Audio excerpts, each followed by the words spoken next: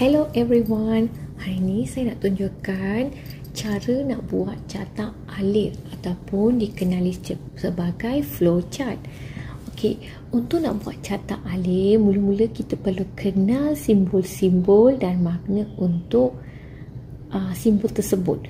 Okey, yang pertama, simbol yang ini merupakan terminator yang digunakan sebagai permulaan ataupun penamatan dalam satu carta alir.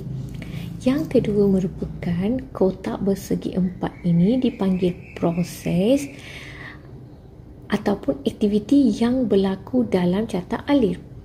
Okey, yang ketiga yang berbentuk diamond ini merupakan decision di mana nama simbolik adalah decision di mana ia digunakan untuk membuat pemilihan sama ada terima atau tidak, ya atau salah, ya atau bukan dan sebagainya.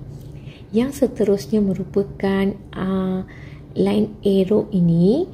Okey, yang itu bermaksud aliran, maksudnya ke mana aktiviti itu bergerak.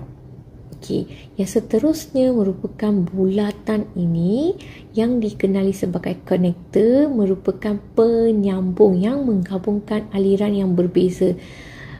Contoh, daripada page pertama nak pergi ke page kedua, alirannya carta alir itu belum tamat lagi, kita akan sambungkan dengan huruf A dan mulakan page kedua tu dengan huruf A juga. Okey, ini dipanggil connector.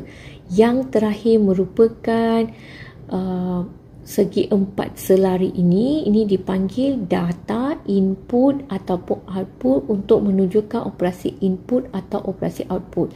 Okey, di mana kita boleh dapat ke semua simbol ini? Okey, itu yang penting. Kita kena pergi ke insert. Dekat insert ini kita ada shapes. Tekan shapes tu, kita akan nampak perkataan flowchart. Okey, kesemua simbol yang saya terangkan tadi kamu boleh dapat daripada sini, kecuali line arrow kita kena ambil daripada sini. Okey, itu sahaja. Bila dah tahu yang ni, kita boleh mulakan lukis.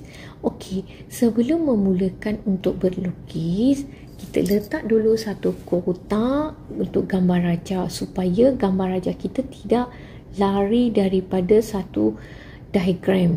Okey, kemaslah supaya nampak kemas. Okey, selepas buat diagram ni, kita kena make sure kita tak buka grid lines dekat Microsoft Office kita ataupun Microsoft Word kita ni, supaya gambar raja kita adalah seragam, cantik, kemas. Okey, seterusnya contoh tadi saya dah bagi tahu untuk memulakan sesuatu carta alir, kita kena mulakan dengan simbol ni. Maka kita pergi ke dalam gambar ni. Okey, kita pergi ke insert, ambil shape, masukkan, maafkan saya, shape. Kita ambil shape ini, kita masukkan. Okey, contohnya kita nak ambil, okey, kita kira lah ada 3 kotak, 1, 2, 3 daripada atas. Mungkin kat bahagian ni kita perlukan lebih kurang 2 hingga 3.5 ataupun 2 hingga 4, mana-mana yang sesuai. Okey, ataupun kita perlukan 4 kotak. Okey, 1, 2, 3, 4. Ambillah yang sesuai. Kemudian biasanya carta alir kita akan gunakan background warna putih, maka kita tukar ke background ni. Selepas tukar background ini, kita kena tukar shape outline juga kepada warna hitam. So, ini merupakan caranya. Okey, dah selesai. Kemudian kita boleh sambung dengan garis lurus.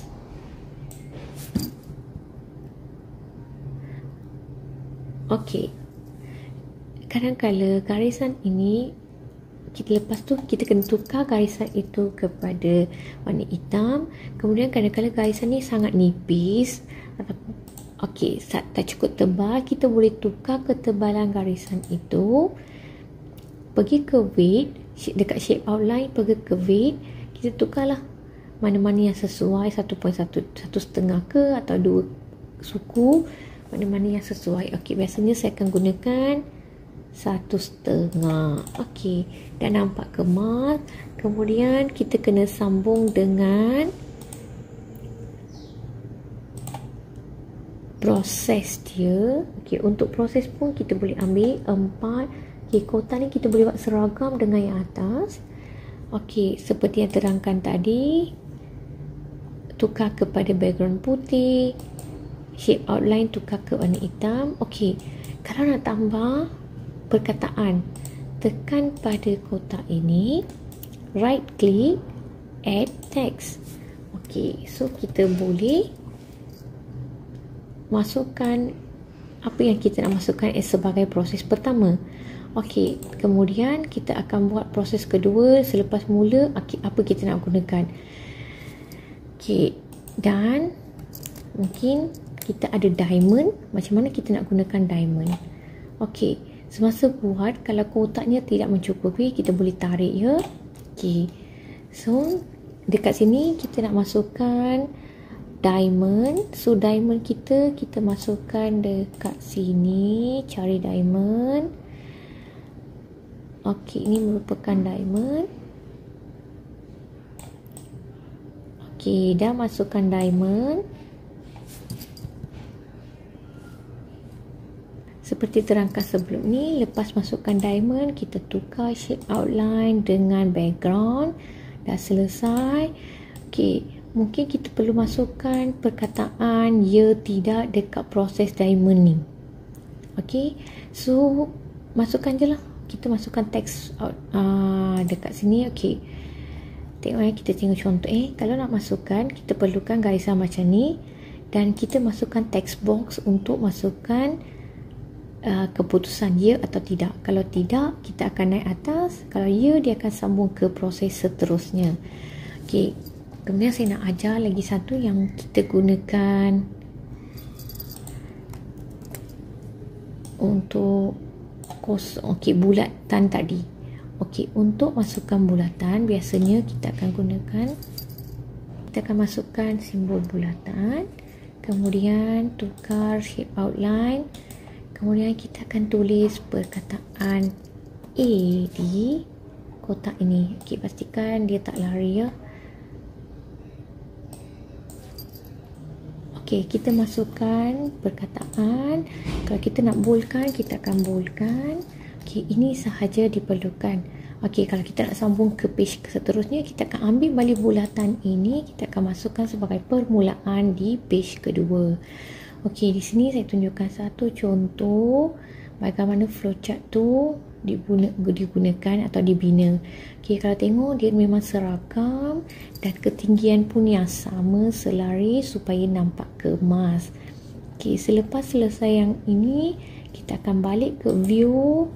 Kita tutup balik grid line. Okey, dan kita akan dapat satu diagram flowchart yang sangat kemas dan cantik dan seragam.